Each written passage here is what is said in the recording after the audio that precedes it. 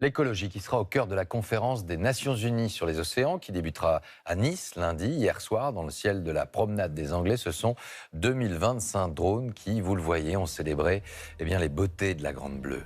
En préambule à ce sommet, le président de la République était en visite d'État à Monaco, une première depuis François Mitterrand. Entre l'un des plus petits États souverains de la planète et la France, les liens sont historiques. Au-delà du décor de cartes postales, il y a des sujets qui rassemblent et d'autres qui divisent, notamment celui des flux d'argent liquide qui vont faire l'objet d'un nouvel accord de coopération. Charlotte Gillard avec Jocelyn Azot et Philippe Lagaune.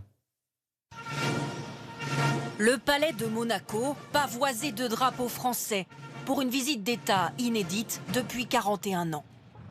Accueillis par le prince Albert, son épouse Charlène et leurs enfants Jacques et Gabriella, Emmanuel et Brigitte Macron reçoivent d'abord les honneurs militaires. Avant un dîner d'État prévu ce soir dans la salle du trône. Depuis François Mitterrand en 1984, simplement en cette heure que tout va bien. aucun président français n'avait reçu de telles considérations protocolaires sur le rocher. Une visite d'État où doit être signé un accord de coopération douanière pour mieux contrôler les flux d'argent liquide entre la France et Monaco. Vous allez bien ? La question du blanchiment s'est d'autant plus imposée lors de cette rencontre avec la menace de Bruxelles d'inscrire Monte-Carlo sur liste noire. L'Union européenne accuse le Rocher de ne pas lutter efficacement contre les flux financiers illicites. Moi, ça m'étonne qu'on soit sur la liste noire parce que c'est... Moi, j'aurais pas pensé parce que nous, on est bien contrôlés et tout et je vois pas... Mais bon, moi, j'en connais pas plus que ça. Hein. Je vois beaucoup de personnes qui viennent de l'étranger dépenser énormément à Monaco.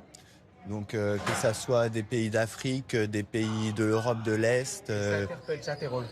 Bien sûr que ça interroge énormément. Si Monaco est inscrite sur cette liste noire le mois prochain, la principauté sera placée sous surveillance renforcée.